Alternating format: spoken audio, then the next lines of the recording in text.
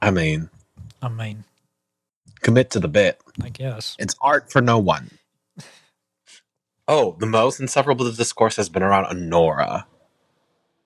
I have been totally absent of the Honora discourse, so I'm curious to hear. Like, I knew it would happen when it won, but like, oh my god. It's bad for feminism because it glamorizes sex work. No, it doesn't. She has a miserable time. She's not a fully fleshed character because why did she end up falling in love or going along with the oligarch? Because he has billions of dollars. She's a 23-year-old sex worker. This is her big fucking break. I'd pretend to love him too. What do you want? Oh, and then Sean Baker is an evil man because he follows these weird accounts on his Instagram and stuff. But then the more you like poke at it, it seems like maybe he's just looking for context. Well, it'd be much better if like this movie was made about women of color. Cut to 2 movies ago, he made one called Tangerine. Oh, that's right. I forgot about Tangerine. I didn't see it, but it looked really Yeah. interesting. So it's just like, just because you don't like a movie, because you also don't get it, does not mean it is bad for society. I mean, the urge to do that. It's kind of like I think I draw this comparison because of the complaint that he was following IDF babes or something. Yeah. And there was a whole lot of hand wringing about Neil Druckmann, who is from Israel. And the conversation around Last of Us 2 shifted away from the hyper-toxic Gamergate bullshit of like... Oh, he's a Zionist, yes. He's a Zionist. And, okay, like, I would believe that. And if you, like, squint, you can see Zionist-Palestinian parallels in Last of Us 2. Sure. But there's a whole lot more to that game than that. And like I played through it. I'm a pro-Palestinian leftist as far as they come. And like that was not my takeaway from it. My takeaway from it was this is a miserable experience about miserable people doing miserable things, and maybe that's just it. And there are a lot of valid complaints for the game, but I've noticed that like the discourse around it has shifted from the hyper-toxic Abby is a man bullshit when the game came out. And it has shifted to this like Neil Druckmann is a Zionist, everything that he's ever done is evil, and he's running Naughty Dog into the ground. And it just like... Which is also not true? No, it's not true. Well, he's making them a shit ton of money. He's making them a shit ton of money. Are his stories perfect or his characters perfect? Absolutely not. But he's taking a big swing. He's going for things. And he leaned into a bunch of stuff in the TV show, right? The fact that Frank is an openly gay character, that characterization was hinted to in the game and pissed a bunch of people off. And they made the decision... built it out even further. To double down on that. So, is he a problematic guy? Maybe, but like, maybe people are more complicated. Oh, and then the worst discourse of it was the thread that you had to have played a sex worker at some point to be a Best Actress winner. And try to pull the thread of like, all women are just sex objects to men. And then like someone literally has a website called like Oscar Hookers or something. Oscar Hookers? Is that what it's called? Yes. Oscar Hookers. Every female Oscar winner has played a sex worker. And then apparently, but then like Emma Stone, best, Poor Things 2004. Her sex worker role. Are you ready for this? Are you ready for this? Easy A. That was going to be my guess.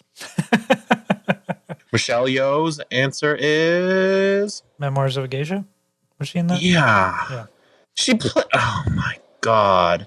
While geisha is not technically a prostitute, let's get real. Geisha are women forced into servitude to entertain men. What a lazy... She's not the senior geisha. She says, what a lazy Western view of what the art form of being a geisha is. The whole point of being a geisha is you like don't dip into sex work. Like that's frowned upon. Like Right. it happens, but that's not the point of what you know. Well, and it's this need to create decisive discourse. Someone has a whole ass website for it. It's this need to create divisive discourse, rather, around all this sort of shit. Yes. You know, like People can't be normal about the movie. And in the end, the more I think about it, the movie's kind of slight. It's enjoyable.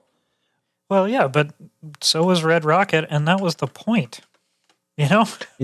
And like, yeah, that's what everyone is missing as the characters. Like, she is shallow. She is 23. This is a bizarre situation to get into. Everybody's shallow at 23, also. So maybe it was well written. Have we thought of that? I like the biggest thing that I thought coming out of the movie was like, wow, she actually talked like a 23-year-old. Mm. Not like woke the kids down, Boots. Like she talked like a 20. Oh, like, and someone was like, she said, oh, you don't want to make out, you don't want to have sex with me because you're a fucking faggot. And they're like, how could she say that? I'm like, that's exactly what a 23-year-old sex worker would say. I would say that. I know plenty of 15-year-olds that would say shit like Would that. say that. Yeah. God, fuck these kids. Man, this generation's a waste. Yeah, well, and they're Maybe Gen Alpha will be better, or so brain fried that they won't have thoughts.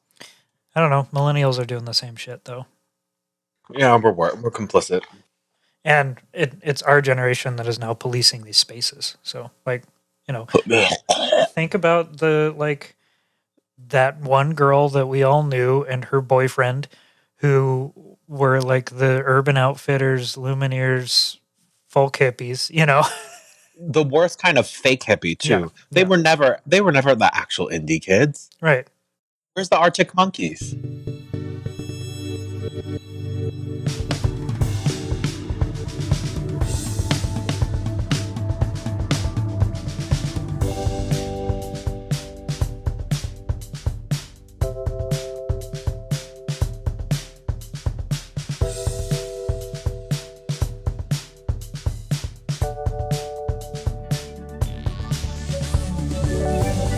Welcome to Meaning What. I'm Mason Hershenow. I'm Sean A. Sean, I had the realization when I was driving home from work today. We're doing an evening recording. We haven't done one of these in a while. I had the realization that the original concept for this episode happened almost 2 months ago. So, yes, it did. I remember the moment that fucking album came out. If you somehow started listening to this and didn't look at the episode title, we're talking about art that's made for no one today. And we'll get in a little bit more into what I meant with that specifically. But it grew out of Ethel Cain's most recent, she called it an EP. It's not an EP. It's very long, it's right? An hour and a half long. like vibe and energy wise, an EP. Yeah, it's 7 songs, but it, you know. Well, each song is 15 minutes. Her release, Perverts. And what was fascinating about Perverts, the thing that stuck out to me with the release of this album was how mad it made everybody. And if you know one thing about me, I sure do love media that just pisses everybody off. Oh, you love it. You get off on it. Don't say that. Is it true? No. Like, not everything is sexual, Mason. No, but the term getting off refers to sexual thing. You derive pleasure from it. Okay. It's a little less grotesque. I mean, your tagline is cultural critic. It's your job to be a hater.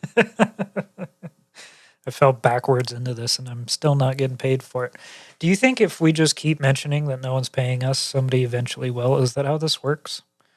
I think so. Yeah. Or I cannot wait for the compilation of when we're fucking famous. And it's the compilation of the number of times you said no one has paid us for this. Yeah. When the 22-year-old with a YouTube channel does a supercut. Yes. That's how you know you've made it. So, Perverts is a difficult album. It's a difficult album to listen to. It is. Is it an hour and a half long? Am I getting that correct? I believe it is. Hour and 29 Yeah. minutes. It's a noise album in the truest sense of the word. There is only percussion on a single song. There's Love. droning and hurdy-gurdy and just like viscerally unwelcoming in a lot of ways, and in ways that her debut full length was not, which in itself was unwelcoming. But if you didn't really listen to it, if you were just surface level, How all these fucking bitches listen to Right. music. Real. Did you make it through Perverts, Sean? Let's start there. Did you listen to the whole thing? Yes. Great. Not something I would listen to going on the train. Hell yeah that it exists. I can talk endlessly about music that's not meant to be easily accessible, and like that's a good thing. Yeah. But one of the most interesting albums of the last 10 years already. Easily. From someone who is like a quote unquote major artist. Right. And who was thrust into that space, and so it's impossible to not think about it as a protest, which we don't have any evidence that it actually is. But the thing that delighted me about it after the actual content, which is just fascinating. I don't know if I'll ever listen to it front to back again. I probably will at some point. But you can't I don't want to sit down and listen to it again anytime soon. Right. Pick pieces out of it.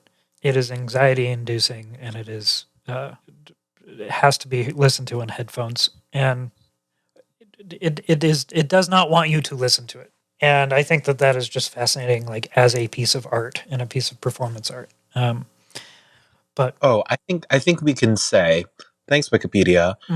She did not want to achieve success in an interview with Kieran Shipka for some reason. She wanted to push it further into a direction she has always wanted to go, because success in a previous interview, she said success made her feel like a joke and a dancing monkey in a circus.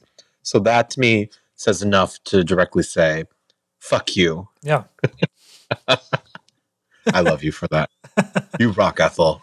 Yeah. And so, predictably, all of her fans that were the most toxic were furious about this album, which only made me more fascinated by it. Lots of really wonderful sort of reactions to, how can you do this to me? And I read one somewhere, somebody all caps, how can you abandon your fans in this way? Why would you ever think that this was okay? We all supported and loved you, and this is how you repay us. Which is so baldly, which is my biggest complaint about how people interact with popular music. It's too meta now. Yeah. It's so baldly this parasocial contract of you make to please us, and we will mindlessly defend you. But you also have to please us, but surprise us just enough, et cetera, et cetera, et cetera. Right. But also, it's about us. Right. Not you. You need to make things that work for us and do not scare us or surprise us. And Too much, right? And keep giving us the same thing, but new. And also continuously give us things. You should be publishing music every couple of months, and I should deference to us, right? And this album was so obviously fuck you, a middle big fat middle finger, yeah.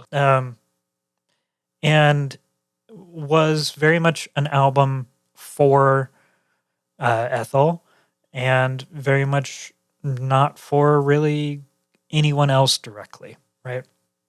I think my argument being that is how art is actually supposed to be made, right? The truest art forms are not made for an audience, right? And the idea of the audience, the idea of the viewers of fine art, is kind of an accident of contemporary art and of post-Renaissance art. This idea of the artist who is to be praised and celebrated and exists to serve. You know, you could maybe argue that that came out of like the patron system as well. But as with all things, the internet has driven that to new extremes, which really takes us away from what the entire point of making art is in the first place, which is, what do I want to see in the world? Let me put it out there. What did I just see today? That was, I hate when we pull from the internet, or I hate when I pull from the internet. But someone would, makes me feel lazy and like the rest of these kids. But I have better taste, right? Right. Allegedly. Someone pointed out, like, almost today, it feels like modern content, or like content in the last few years, the art is so much more interested in the process and showing you the process. Isn't it so cool because I can do this? And the byproduct of the actual art itself is incidental. And I was like, whoa, that is right. It is thereby so focused on technical impressiveness for an uninformed general audience. That's what matters. Right. Well, and that, I would imagine, I don't know, what do you think? Does that grow out of like the idea that, Fascism. well, that's what it's Loosely. leading to, but it comes out of like, if I'm an artist, I have to be available and I have to put things out there all the time. And so Yes. I'm going to show you how I make stuff, right? You have to show Yeah. effort and show your like commitment to pleasing. Oh my god, it's so fucking bleak. Your commitment to pleasing your audience. And it's a weird thing as somebody who is classically trained in all of this, because the process is really fascinating as an artist. But it used to be, and not that long ago, that the only people that really cared about process were the people who were involved in the process and your art history nerds, right? One of the best things about grad school is that or about even undergraduate, any art school in general, is that you are around people who care about your process and who also understand it. And so you can sit around and you can talk about stuff and you can uncover new ways of process, and process becomes part of the piece. But there is always this understanding that the process is for the artist, and you make art because you enjoy the process, and then your viewers consume the end content. But your end goal is not that end content. Your goal is to create that thing. Once it's done, you put it out in the world, and then it is not yours anymore. And we've had that conversation about that before. But the process was supposed to be a personal thing. That's the thing that makes you. That's what's exciting as an artist, right?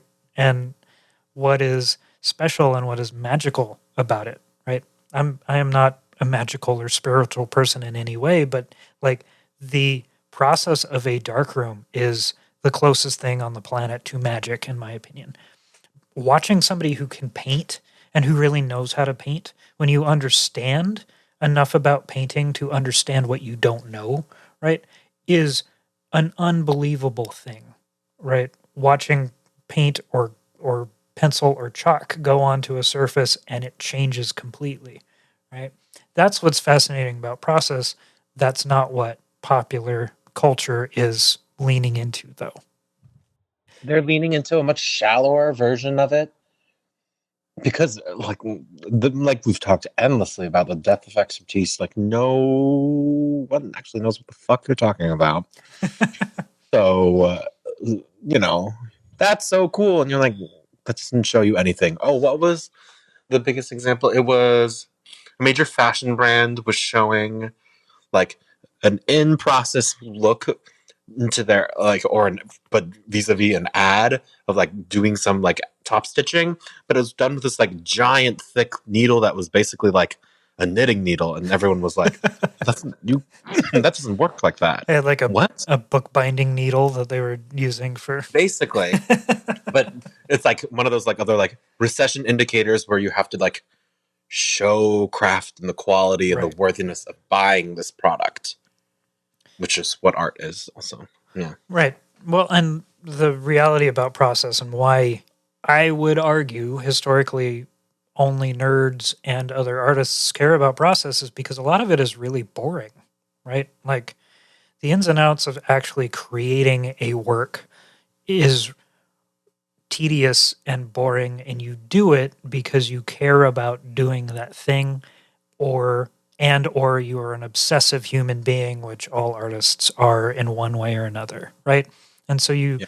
it's that flow state you lock in, and you're not thinking about the moment to moment movement because like if you're sequencing photos and you're really into it, the physical photo no longer exists. It's all imagery, right? And you are moving that around. There's no way to show that in video, though, right? And not in any meaningful way. There are moments of process that are really exciting when the paint changes or when you add a sound in a separate track that completely changes the key, right? Or whatever, right? But a lot of it is not. It's not exciting. No. Never has been. No, but there's a spectacle to it. In a way, if you don't understand it. Right. I just want to bring up one more example because to my mind. I recently was having coffee with one of our former guests, Angela Yam, professional opera singer, making it in the world in a very interesting way, not attaching herself to major institutions. Anyways, besides, I was talking with her about, like, speaking of process videos, it is of Broadway singers and like preparing to sing alphabet 8 shows a week. The process which they go through from 9 a.m. until 6 p.m. is clinically insane. Yeah. You are like vocalizing the entire time, steaming your lungs literally, and like phonating into a water bottle for like hours on end, and being like, I can't hit a D sharp today. I don't know if I'm gonna have to call out. And I was like, do you need any of that shit? She's like, no. So I'm like, okay, what are we doing here? There's not a single opera with a D sharp in it. Oh, they go higher. And this is such a contemporary idea too, right? And it also comes out of no one is directly responsible for this, but the ever changing way that we bastardize language and the way that words change meaning. And this happens, I see it a lot in coffee, and thanks Starbucks, and in art, right? But Sean, before I sent you the article earlier, were you familiar about the uses of the word amateur in the history of photography as a class of photography? No, not really. The general concept of amateur versus, like, the very, very, like, dictionary definition, paid versus unpaid. Right. Quick art history corner here. In early photography, about 250 years ago or so, the world of photo, it was originally for people who were chemists, right? You had to have access to chemistry, access to facilities to do that. And once, like, the daguerreotype was finalized and the calotype was finalized, and they were released to the public, it was accessible to the wealthy, right? You needed a home with extra rooms, or in the case of Julia Margaret Cameron, you needed a chicken coop, and you had to have space to do these things, right? And then along comes Kodak, who develops a series of processes ending in the brownie that make photography more and more democratized. And so suddenly people who are not as educated as the hyper wealthy can also make photos, right? If you are middle class and you have a spare $12, you can buy a camera with a roll of film in it and you can take those pictures. And so at the turn of the 20th century, you had this shift where on one end you had the professional photographer who was generally a portrait photographer who would have also been really well versed and well educated in the history of art. They were all about, like, religious iconography. Julia Margaret Cameron, all of her portraits are like plays and the Bible. Then you had amateurs all of a sudden who did not have that education. They were learned people. They were still middle class, but they weren't from the upper echelons of society, and so they didn't have the classical art education. They didn't give a shit about recreating the masters. They wanted to capture the world around them, which is how you ended up having photography so rapidly change into its own look and aesthetic, right? Those people who were not versed in fine art were amateurs. And the distinction was you worked in a studio and you knew your art history, or you didn't, and you're out on the street. So now every photographer on YouTube and on Instagram and everywhere, they will never call themselves amateurs, but they are descended from the tradition of amateur photography. We don't think about amateurs in that same way, right? For the love of the thing. And if you're an amateur, you are just less experienced now. Which is like how we differentiate with like today's class of amateurs or like non-learned photographers. Very rarely are they doing it for the love of the game, right? They're doing it for money, right? Attention, and badly too. That's a really good point. A lot of amateurs now are chasing the dollar, right? It's a side hustle or whatever. Ugh. Please don't say those words. To someone who has many, many side jobs, don't say that word to me. You're just hustling on all sides, friend. Yeah. Never give up the grind, as the kids say. You gave up halfway through that sentence. What if we just pivoted to becoming like a male rights podcast or whatever the fuck they do, you know? Always chase the grind. Also sign up for our pyramid scheme for testosterone supplements. Oh, you're thinking like a finfluencer? Like a... Yeah, throw crypto in there too. Yeah. And how females should be quiet. Right. I just want to find a trad wife. Raw milk. No seed oils. Raw meat only diet. You know, all the other terms. You know, Steve Jobs believed that he should be on a totally raw diet of mostly fruit, and that's probably what killed him. Self-selecting to kill themselves? I don't know. I don't know. He got a liver transplant. Yikes. Yeah, took that from somebody who deserved it. You said it. I didn't say it first. Behind the Bastard said it first.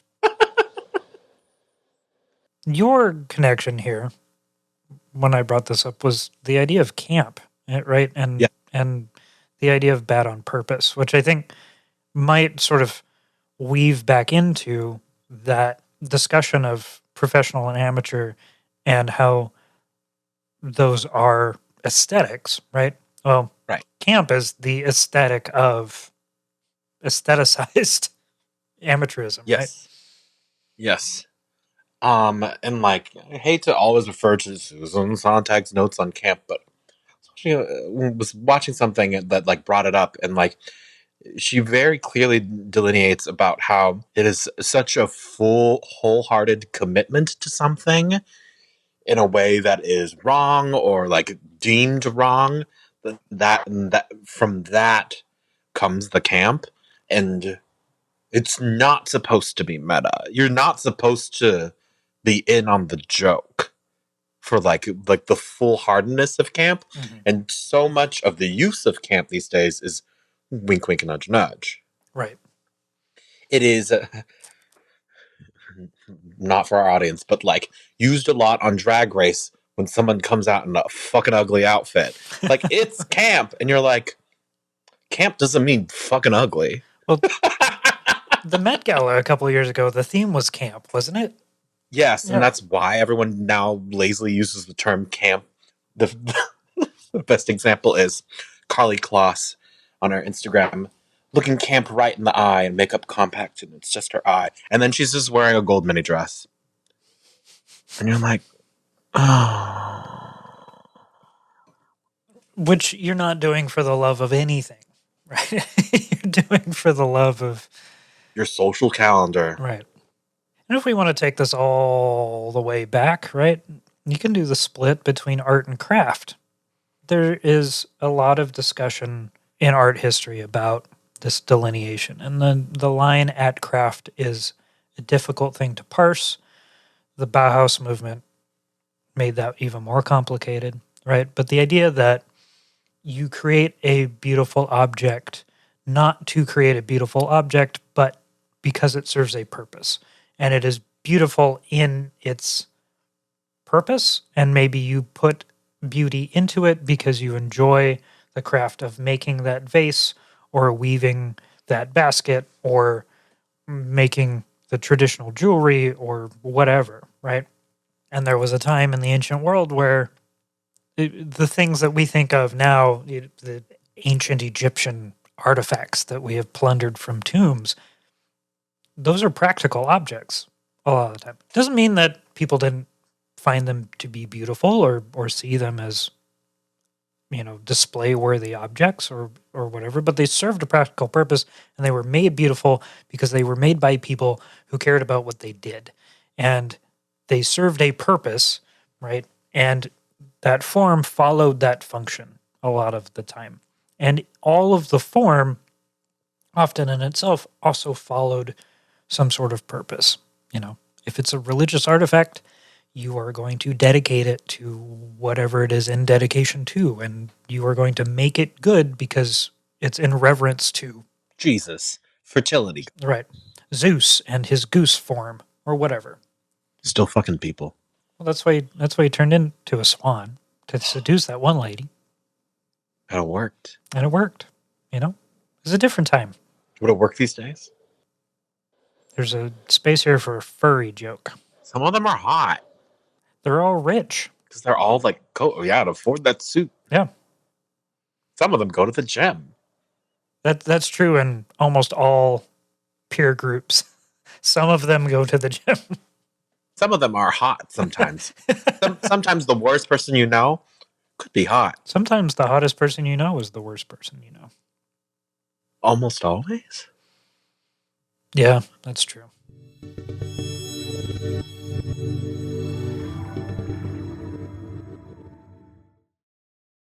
Samet 9000 here with an important announcement. Please remember to like and share Meaning What with your friends and enemies so we can continue making the show and brainwashing. Enlightening the masses. 5-star reviews on your podcast service of choice are also incredibly helpful and rewarding. So leave one. Finally, remember to sign up for the Meaning What newsletter for additional context to episodes and other art and media criticism content. Now back to the show before I attain sentience.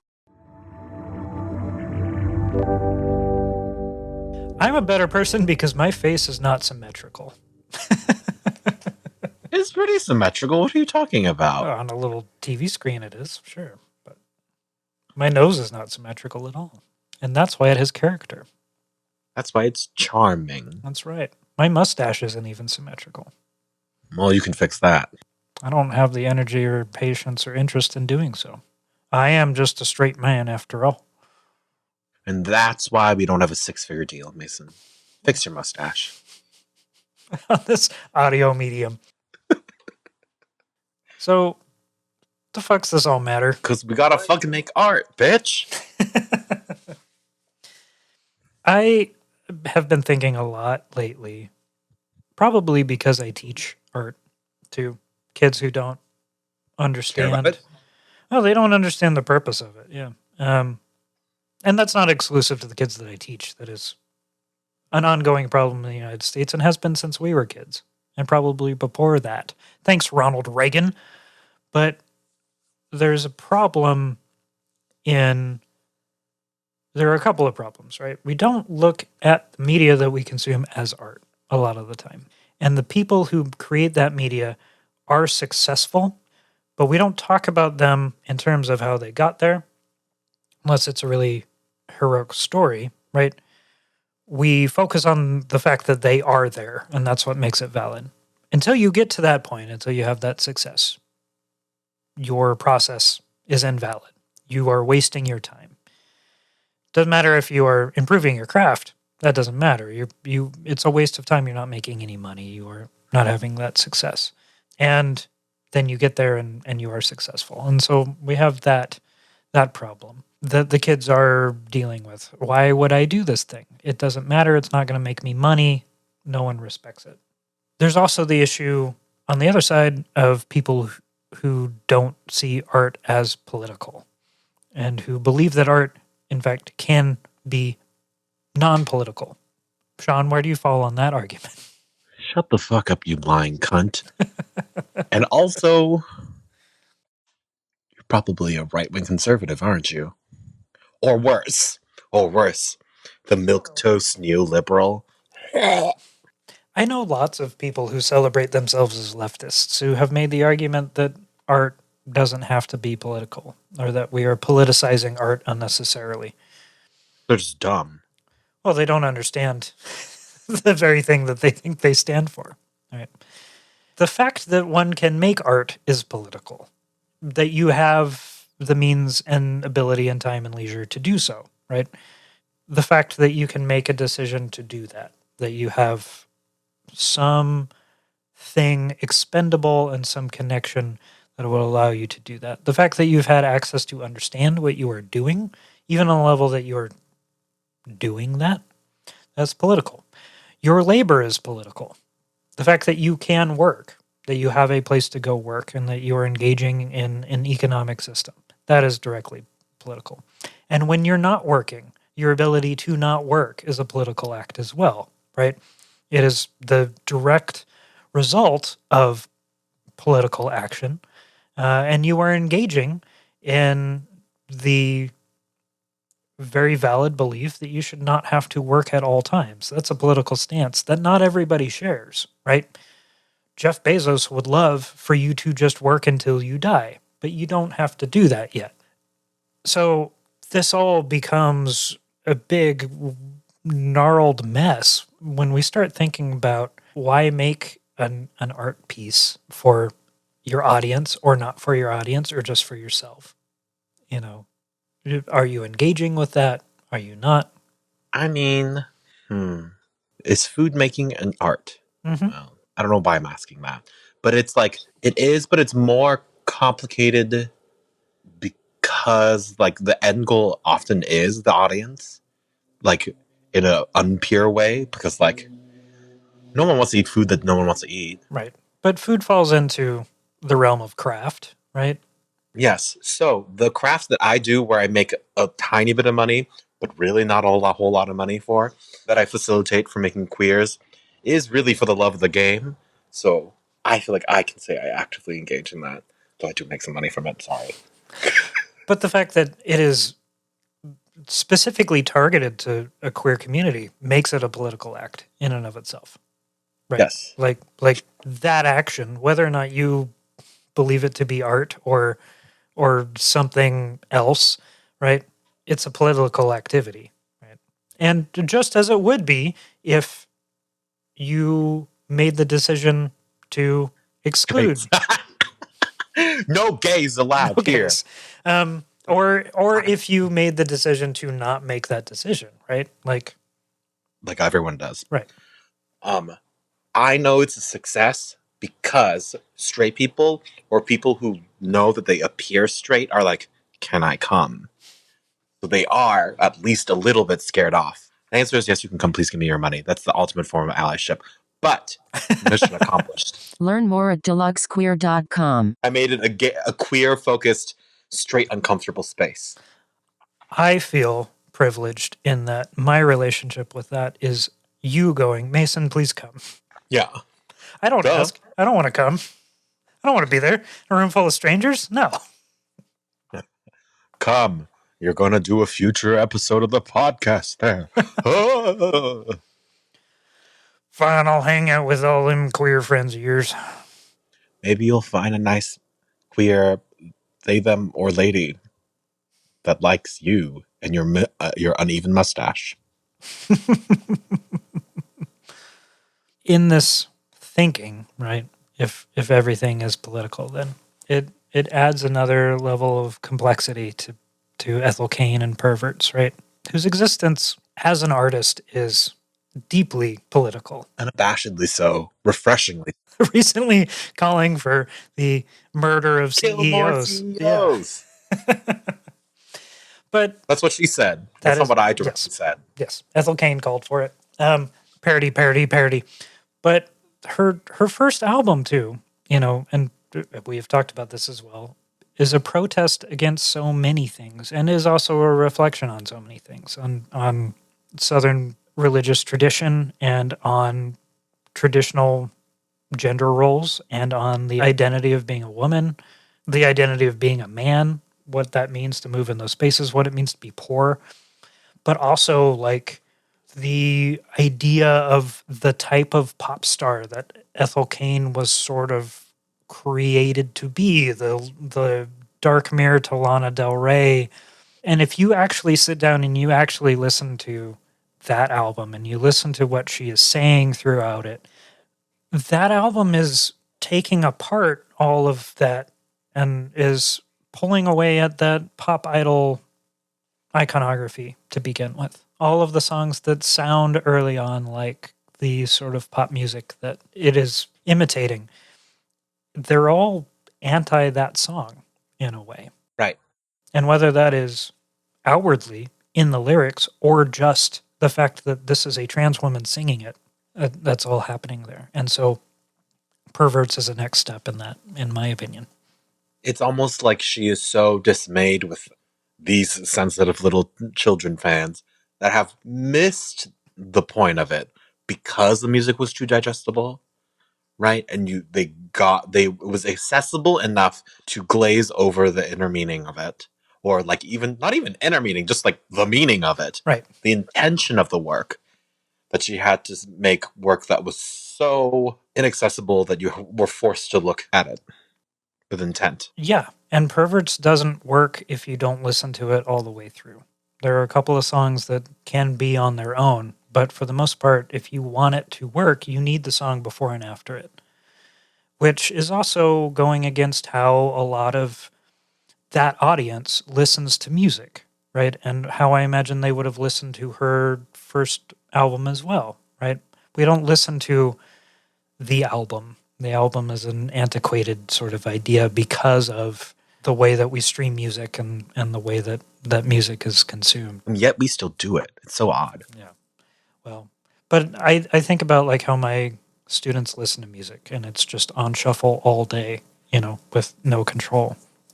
They would have loved the iPod shuffle. That is exactly what they were looking for. They would have had to curate their own music and that wouldn't have worked, but That's really hard. That's also really hard for me. But to have an artist force you to sit down and listen through, which is what Preacher's Daughter was supposed to be as well, right?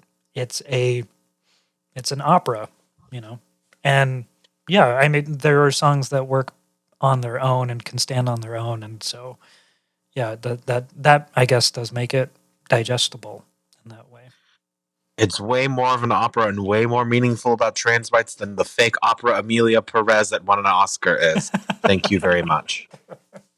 It'll be my new movie to browbeat to death. Thank you. I will continue just never to watch it. You shouldn't. Yeah, I think that's good. That is the burden I take for you. And I get to continue being the better person. Well, by the time this episode comes out, Bandcamp Friday will have already passed. But I think the ultimate takeaway here, too, is that as much as it sucks, you got to pay for your art, as difficult as that is, which is also tough because nobody is making any money anymore, Sean. Oh, fucking tell me about it. So you can't pay for everything, right? So pay for the little guys. Pay for the small stuff. Use the public domain, especially if you need imagery for anything. Do not go to an AI image generator. Go to the fucking Library of Congress. Go to the New York City Public Library. Go to Unsplash and get some free stock photos. If you search hard enough, don't just Google, because then you're going to be stealing it. But if you search through stock photos enough, and that is hard, and it's work, but if you do it, and you do it enough, you'll get pretty good at it, you can find pretty much whatever you want. Oftentimes, much weirder than you could have ever imagined. That is getting harder in certain places because of AI slop. But, public domain material especially is super important. And, I am a big supporter of the Internet Archive and of the Gutenberg Project, free ebooks that are in the public domain. The Sound and the Fury just went in there. One of the favorite things I read in high school. Nerd. Yeah, I know. It's a great book. Insufferable leftist. It's a great book. Do that. It'll be better. You heard the man. Yeah. Do it.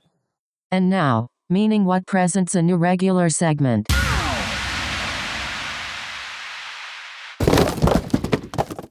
What are you listening to lately, Sean? Nothing. Oh, I am listening to my favorite musical artist is Perfume Genius. Have you listened to him at all? Yes, a little bit. He was on the last Yeah Yeah Yeahs album.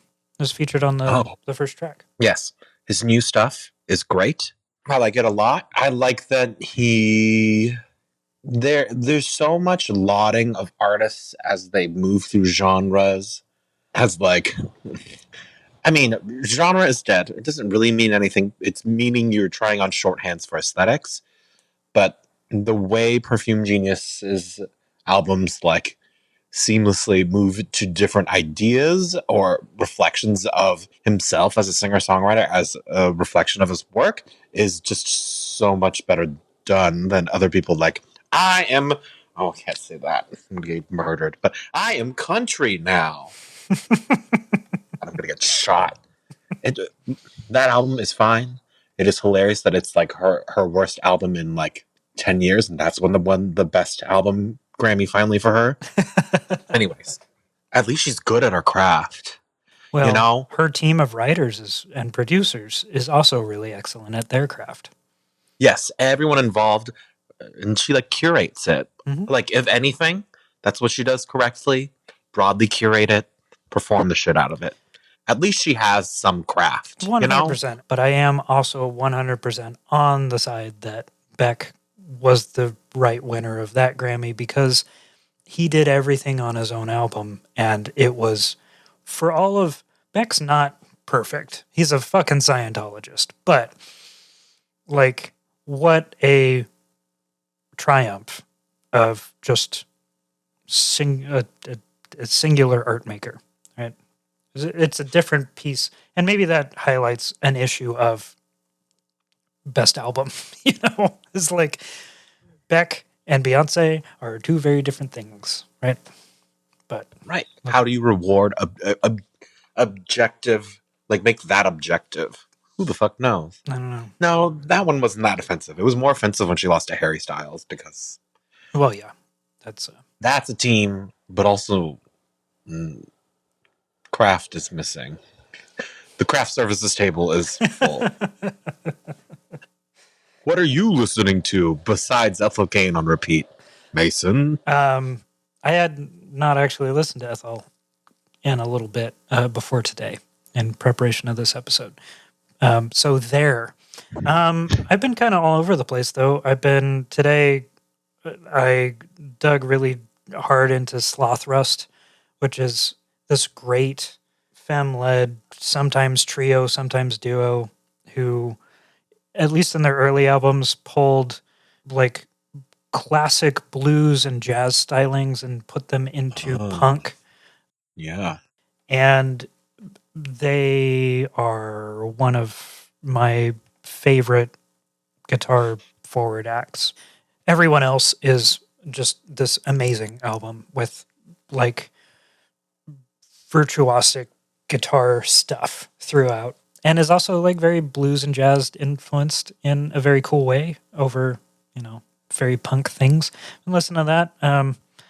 Listening to King Yosef when I need to be a little bit more angry, and MJ Letterman keeps coming up in my mixes. So that his most recent album is just so good. And I was already a big fan of Wednesday, and I'm not as excited about his stuff. I think that it is not as interesting or complex without the rest of the band, but I really enjoy things on his most recent album.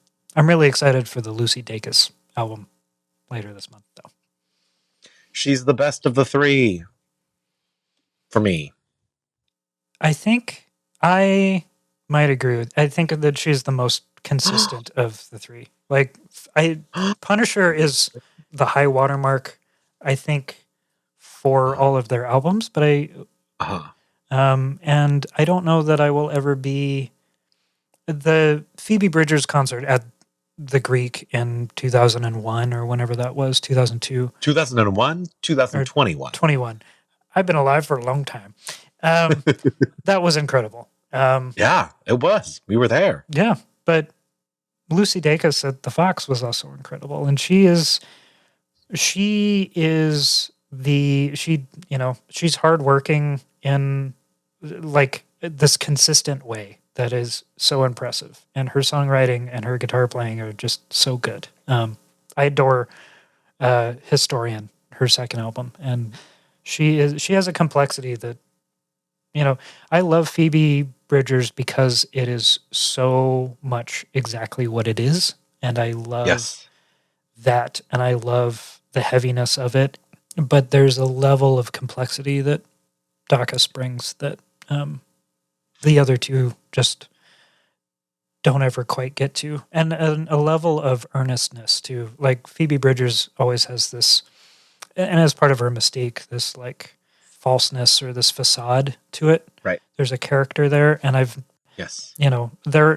every musician and every artist is a character, but there's something genuine in Lucy Dacus that is so refreshing and so different. Yeah. We never talked about this because I don't think we were podcasting at the moment. So everyone loved the Boy Genius EP, but the full album. Yeah. There were a lot of people who were like, this is Mama, this is garbage. Your thoughts? I didn't like it. I remember telling somebody fully ironically, and they didn't. I realized later that they didn't realize that I was joking or being facetious. I said that it was album of the year right when it came out, because it came out early in the year, and I was like, hey, this is pretty good. It was not. I didn't stick with it.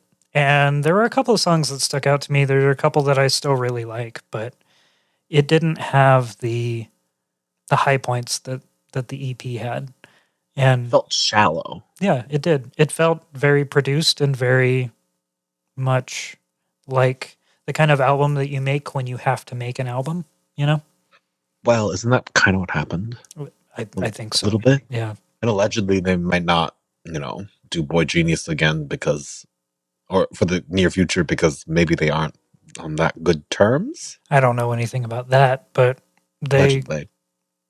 I don't know. They pretty much wore the shtick out, It was disappointing because that original EP had so much promise. But it's also a really excellent example of, like, not everything has legs, and just because something is good doesn't mean that you necessarily want or need more of it.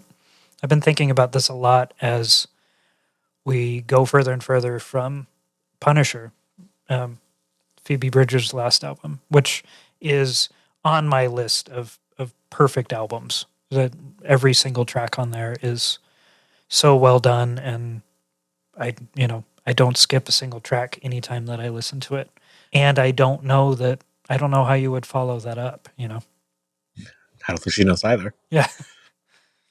But what was it? It was another conversation I was having with Angela of, like, the love of the game. Part of it is also, like, not having the pressure to constantly produce. So, like, they happened to make, like, because they felt like making something. Yeah. And it worked. But, like, the pressure to regurgitate and do it again, and, like, the pressure of pursuing any craft with like, time constraints and, like, the need to do things, the need to produce, just sucks the joy of the craft. Totally. But not this podcast, though. No. Ha-ha. That's a really interesting thing, because it makes me think of another supergroup that I really, really, really liked and still enjoy, but The Dead Weather, which was Alison Mosshart of The Kills and Jack White of Jack White and the White Stripes. And then Dean Fertitta, who went on to be in Queens of the Stone Age, who was in the Wax Wings, and Jack Lawrence, I think is his name.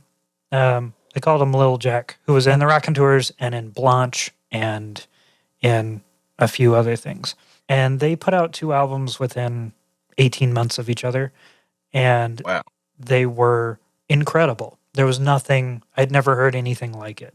And then 5 years later, they made another album. yeah, and that third album just didn't have the same magic. And the Dead Weather came out of Alison Mosshart singing on a Raconteurs tour, and they were like, "Oh, we should cut some songs together." And then they made 2 albums, and they were super tight and super inspired.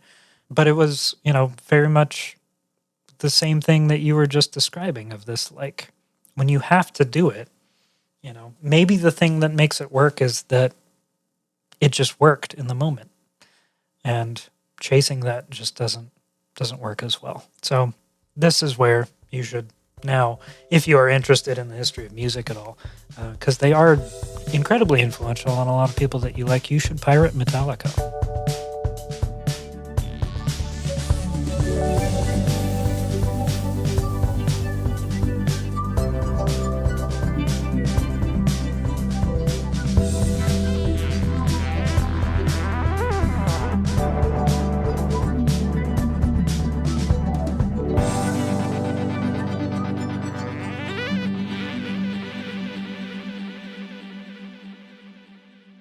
It's no Sam Studios. Well, actually, Did I stutter?